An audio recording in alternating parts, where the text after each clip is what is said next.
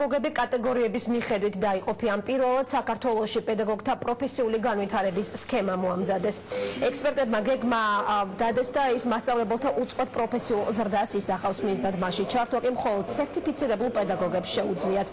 გარკვეული კრიტერიუმების დაკმაყოფილების შემთხვევაში მასწავლებლებს სხვადასხვა სტატუსი მიენიჭებათ, მაგალითად სერტიფიცირებული მასწავლებელი, შემდეგი ეტაპი პირველი კატეგორიის მასწავლებელი და ბოლოს უმაღლესი კატეგორიის მასწავლებელი.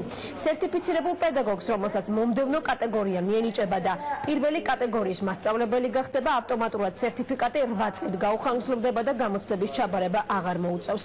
კატეგორიების მისაღებად საჭირო კრედიტებს მასწავლებლების სხვადასხვა აქტივობებში მონაწილეობით დააგროვებენ. მასწავლებელთა პროფესიული განვითარების სქემა კახეთის რაიონში 100-მდე სერტიფიცირებულ მასწავლებელს დღეს განათლების სამინისტროს მასწავლებელთა პროფესიული განვითარების ცენტრის ხელმძღვანელობა პირადად გააცნო.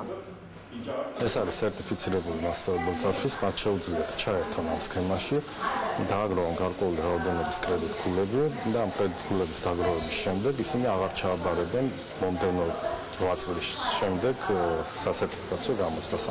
ამდენად ეს არის ერთგვარი ალტერნატივა სასერტიფიკაციო გამოცდის. მასწავლებლის პროფესიული განვითარების სქემის შესახებ ჟურნალიდან და ინტერნეტიდან ვიცოდი და ძალიან დიდი მნიშვნელობა ჰქონდა პირად საუბრებს. სვამთ ახლა შეკითხვებს კონკრეტულად რაც გვაინტერესებს, უფრო ვაზუსტებთ და მეტრი мотиваცია გვექნება ამის შემდეგ.